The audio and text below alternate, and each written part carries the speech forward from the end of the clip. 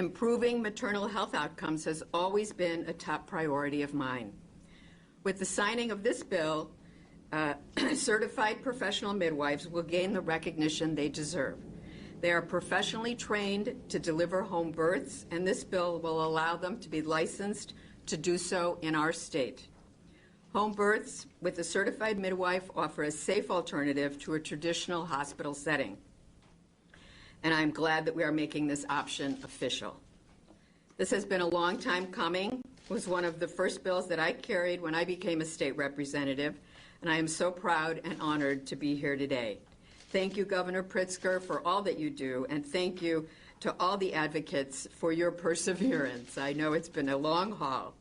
I would especially like to thank Bucola Bello, Sue Clark, Aaron O'Brien, Phil Milsk, Carrie Vickery, and Barbara Belcour-Walkden, who sat at the virtual table and worked out the details of this bill in the summer and fall, and it was about 9 months that we birthed this bill.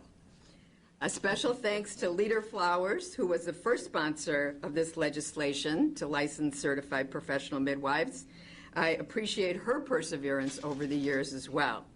You know, all our hard work will ensure that expecting parents will have another safe option for bringing their babies into the world. So next, I'd like to introduce Leader Flowers, who is our esteemed longest-serving member of the GA. Thank you.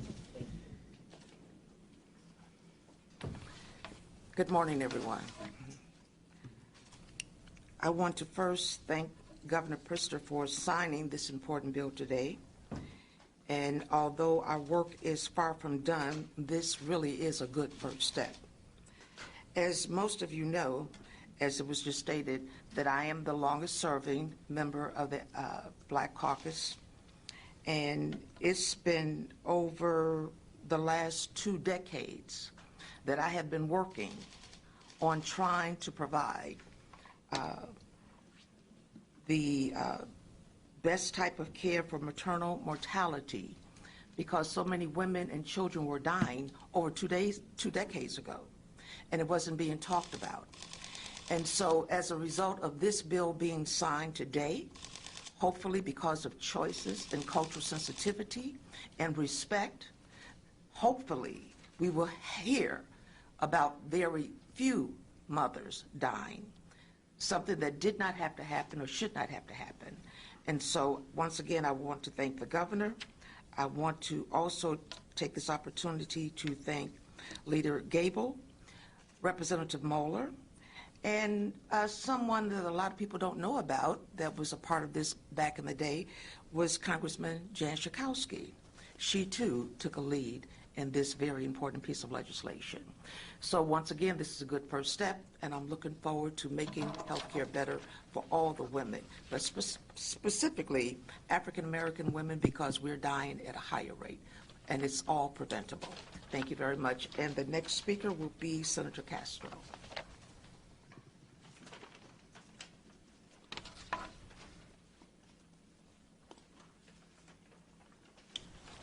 Thank you, Leader. Today is historic. If you've talked about how long it has taken to get this bill across the finish line, many conversations.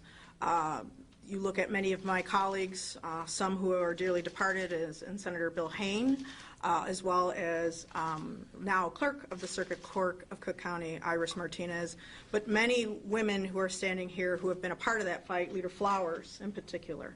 Thank you for your leadership in that. And one of the things, as Leader Flowers had mentioned, we're still a long way to go. But I'm proud to say today, Illinois takes a very bold step compared to other states in the nation to lead and giving women the choices of maternal care. This was not an easy bill, but it was one that we will enjoy watching the governor sign. Thank you to Governor Pritzker and his administration and everyone who has tirelessly worked to advocate for women and women's health care. I also see one of my constituents who, when I first got sworn into the General Assembly, that was one of the first issues she came to talk to me, Karen Bachman. Thank you for working very hard on that aspect. But again, this is a monumental moment. And one of the things with the COVID-19 pandemic, which has shown the importance of giving people options in their health care. For those who have lost trust in the traditional hospital setting, home births may feel more comfortable, and making sure those who are there to take care of them in this crucial time are certified and safe is so, so important. So again, thank you to everyone, my colleagues in the General Assembly, Leader Gable, Leader Flowers, everyone who has played a part in making health care our #1 priority in Illinois. Thank you so much. Next, I will introduce Barbara Martin. Thank you, Leader. Thank you, Governor Pritzker, Senator Christina Castro, Representative Robin Gable, Representative Mary Flowers, and all of the elected officials who co-sponsored this legislation. Thank you for your unwavering support and dedication to all the expectant mothers, hardworking midwives, partnering hospitals, and dedicated OB/GYN physicians in the state of Illinois. My name is Barb Martin, and I'm the CEO of West Suburban Medical Center in Oak Park, and we serve both Oak Park and the West Side Austin area. West Suburban has offered comprehensive health care services to Oak Park and the Chicago West Side since 1914. Today is a proud day for midwives and even a prouder day for West Suburban Medical Center as our midwifery program providers at PCC Wellness and West Suburban Midwifery Associates will finally join the ranks of other healthcare professionals who are fully licensed and recognized in the state of Illinois. At West Suburban, we respect birthing rights to select healthy birthing alternatives. We're proud of the accolades recognizing our efforts, which include the partnership with 2 midwifery programs, which midwives do over 30% of our deliveries. In 2021, West Suburban earned a spot on Newsweek magazine's list of best maternity care hospitals.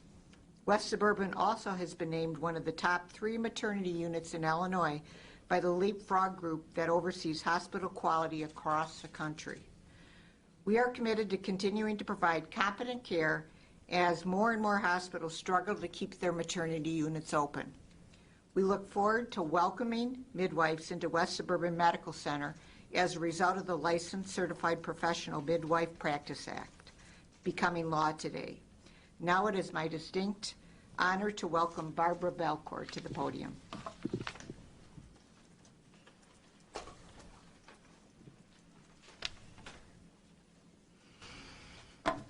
Thank you, Barbara Martin. My name is Barbara Belcourt-Wachton, and I am here acting as president on behalf of the Illinois Council of Certified Professional Midwives. As you can imagine, after 40 years of working on a piece of legislation, there are many people who've put their hearts and hands right into this work. Too many to name, but we would like to say special thank yous to all of our sponsors over the years, especially chief sponsors Representative Gable and Senator Castro, who carried this bill through this session, to Representative Mary Flowers for her decades of ceaseless work on this legislation and other pieces of legislation to help maternal health care take steps forward, and others that lift up the needs of mothers and children, and to former State Senator Iris Martinez, who pushed this bill to the forefront, passing a resolution for a home birth task force that led to this very moment right here. Governor Pritzker, we especially thank you for giving our community of families and midwives an opportunity to be represented in this historic event. With the signing of this legislation, Illinois becomes the 37th state to recognize certified professional midwives as skilled, trained, competent professionals able to serve the people of Illinois. We're grateful for the shared efforts of our fellow stakeholders, including the nurses, physicians, and the hospitals. We know the way forward to integrating midwifery care in Illinois is found when midwives, nurses, physicians, and hospitals can freely share information and work together to improve maternity outcomes across the state. At the heart of all of this effort is the well-being of the families who chose home birth with a provider of their choice, as is their right as a patient in Illinois. The people in our amazing state, regardless of income, race, ethnicity, sexual orientation, or identity, or healthcare coverage, should have affordable access to the provider of their choice. There are not enough words to express our gratitude at being able to bring equity, choice, and competency to everyone's birthing experience through midwifery. We look forward to working with leaders Gable and Castro to expand on policies and practices that uphold the midwifery model of care. Thank you, and congratulations to everyone. Now I'd like to welcome back Governor Pritzker for his signature.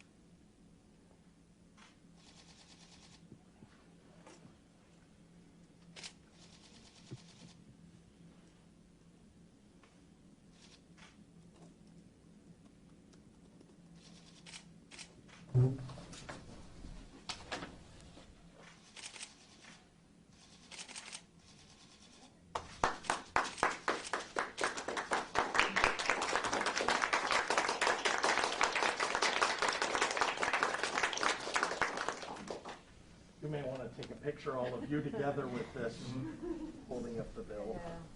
I would like to. There you go. Yes, ma'am. Leader.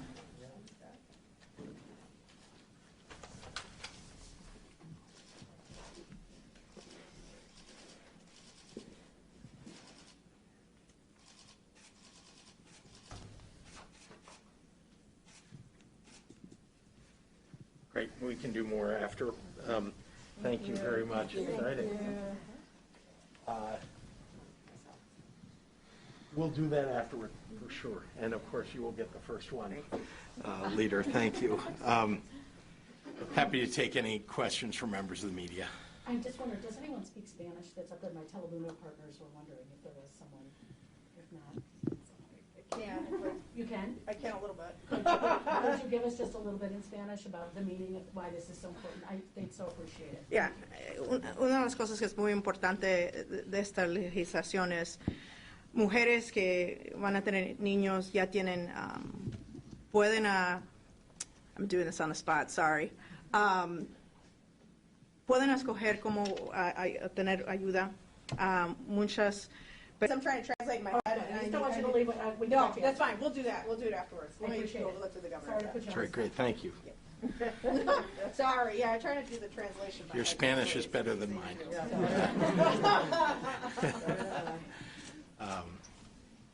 Governor Great. Pritzker, two questions. First, New York Times article, I'm sure you saw it 2 days ago when they talked about President Biden if he bows out of the 2024 election.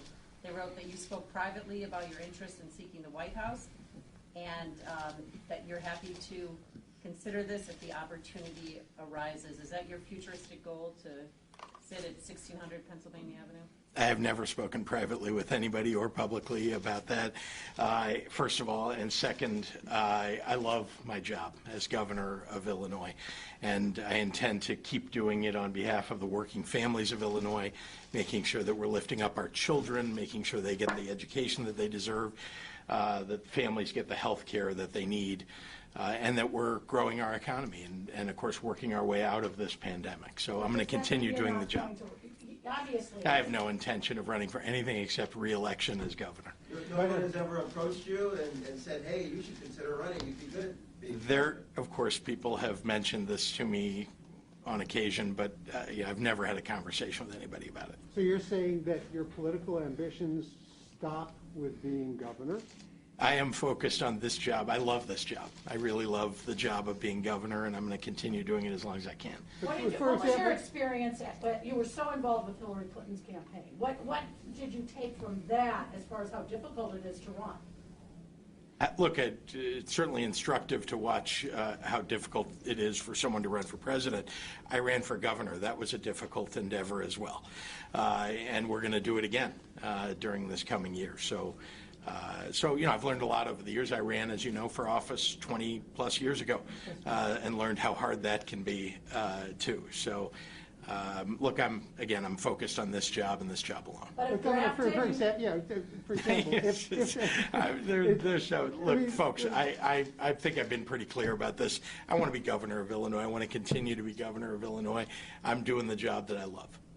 What happens if you don't win re-election? All right, No, I mean, seriously, all kinds of I mean, hypotheticals. No, but I get to spend more time with my family. I don't need to I be wonder very what your practical. family says about all this too, because you were rather reluctant even to say at the beginning of running for re-election, you must be having some conversations. Hey, guys, the New York Times is not just a local paper. I mean, I think I'm being pretty clear. That's about all I have to say about it. While we're talking politics, probably an easy one for a Democrat. Darren Bailey was criticized yesterday because his choice for lieutenant governor has a past of not being sufficiently pro-Trump enough. Any thoughts about what's going on in the GOP primary? It's a complete mess over there. I do not know how they're going to resolve all of this. The cult of personality around Donald Trump is a major factor in the Republican Party, seemingly, and I think they're going to have, lots of disagreements about, who's more Trumpy than the other person. But I know what I'm focused on, and you know what I'm focused on, and I've been doing it for the last 3 years, and that's just the people of Illinois, the working families of Illinois, the children of Illinois. Both the governors of New York and California have implemented the new mask mandates, but both of their governors have given their people end dates of January 12th. What about giving Illinoisans an end date? And they've been calling me Ross Perot because I brought this here, but these are, Washington, D.C. doesn't have an indoor mask mandate. Here's why we have a mask mandate, because we need to keep people safe. We need to stop pretending that masks don't work. They do. That countless studies show that masks do work to reduce the transmission of infection. We also know that the most important thing you can do is to get vaccinated, and if you've been vaccinated, to get boosted. That is what keeps people out of the hospital. It's what keeps people safe. And so I encourage everybody to please wear your mask indoors. Please make sure that you go get vaccinated if you've not been. And if you haven't had your booster yet, we just opened booster shot vaccination clinics across the Cook County, as well as in other parts of the state. We have vaccination clinics that are open to people who want to get boosters. So I just want to encourage everybody to do the right thing. We are in the state of Illinois, and we're going to keep doing it. And following the science, I might add. But we went from 300 cases in Chicago to 1,000 Look, cases a day. every time the numbers go down, you say you want everybody to take the masks off. Every time the numbers go up, you say you want everybody to take the masks off. I know what you stand for. Let's keep moving on. I'd like to talk to reporters. Governor, could we just ask about hospitalizations? They continue to go up. Is there anything more that you could do or thinking about doing that would help mitigate that? We're doing it now, so let me just run down the list of things that we're doing. First of all, we've made boosters more widely available, because that really is getting vaccinated, getting boosted, the most important thing to keep you healthy. Second, we're making sure that monoclonal antibodies are everywhere in the state. And that's not a small feat. It's hard to get a hold of them. There's a bit of a shortage of monoclonal antibodies, but we are managing that throughout Illinois. We're also making sure that the new pills that are available, that are a treatment, although they are a little less effective than the monoclonal antibodies, they're still somewhat effective. And so we want to make sure that those are getting to hospitals across the state.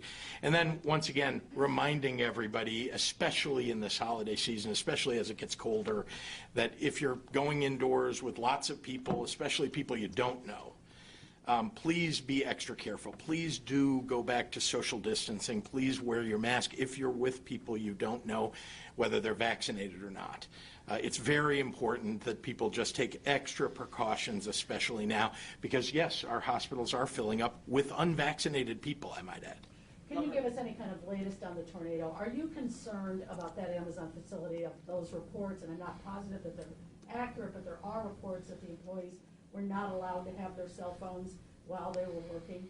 I was told by Amazon officials that that is not accurate, that they used to have a policy pre-pandemic where people couldn't bring their cell phones onto the floor. When the pandemic began, they let everybody bring their cell phones onto the working environment. But that's up to them. That's my understanding from what they told me. And by the way, there were tornado warnings that were issued many minutes before the tornado hit by the local authorities there, with prompting from the National Weather Service. So that's what I know. But let me just say this. 6 people died, and they died in a horrific, severe storm. I stood there in front of that building and saw it tore through a whole section of that building. And people who were huddled together in the only structure that they had on that side of the building all passed away because the tornado was so severe that it brought down walls, and those walls came down exactly on where people were staying. There is one person that survived among the 7 that were there, and he is in the hospital now and hopefully recovering. I know that there are surgeries ahead for him. But I think, we all just, in this holiday season, I think I'd like to ask everybody just to say a prayer for the families of those that were lost, and of course for the gentleman who's still in the hospital. Governor, with so many of these warehouses going up all across Illinois, all across the country for that matter, not just Amazon but others, does there need to be any kind of greater oversight or different approach to how these are built to help them, better withstand severe weather? Well, we're relying upon not only the local investigation but the OSHA investigation to look at issues around whether there are structural challenges with the way those warehouses, and that particular one was built. People have said that they were built to code. If they were, then we need to look, and I've talked to legislators about this, we need to look at whether the code needs to be strengthened. Because I think we all are quite well aware that storms are getting more severe, that climate change is affecting businesses and homes and individuals all across the nation, not to mention here in Illinois. And so if we need to strengthen those codes because of climate change, we should go do that. Governor, given that, should we also be evaluating whether or not companies should be allowed to have policies on the books that keep cell phones off the person of individuals? I mean, if there are places where that is on the books, it's out of earshot, those cell phones are lifelines. Should we be looking at that too? I suppose so, but I can imagine different circumstances where it may be inappropriate to have people carrying cell phones, on the premises. But you're right, questions need to be asked. I think they are being asked, and Amazon, of course, is being asked those questions and today. Another question on the pandemic. Yesterday, the mayor said Mayor of Chicago said the city's looking at some policies, potentially modifying mitigation, given the numbers that are going up. What would be first on your list as far as changing mitigations? What would be the top of the pyramid, and have you had any conversations with Mayor Lightfoot along those lines? I have not directly recently had a conversation with the mayor about the mitigations that she's considering. I do encourage local officials, based upon the transmission rate and the infection rate in their local area, to consider more stringent mitigations than what we have for the state. But we have some of the most stringent mitigations, and that is wearing masks indoors. That is what the mitigation regime needs to be. Get vaccinated, wear a mask indoors, please socially distance, especially if you don't know the people that you're with. I know that people are gathering during this holiday season. Just be extra careful. What about vaccine cards at restaurants? I've heard that that's something being considered by the mayor. I've also know that New York City is now requiring that, as I understand. Do you support that? That's not something we're doing at the state level, but again, I think at the local level, people should, consider whatever mitigations will be most helpful for their local citizens. All right, thank you, everyone. Thank you.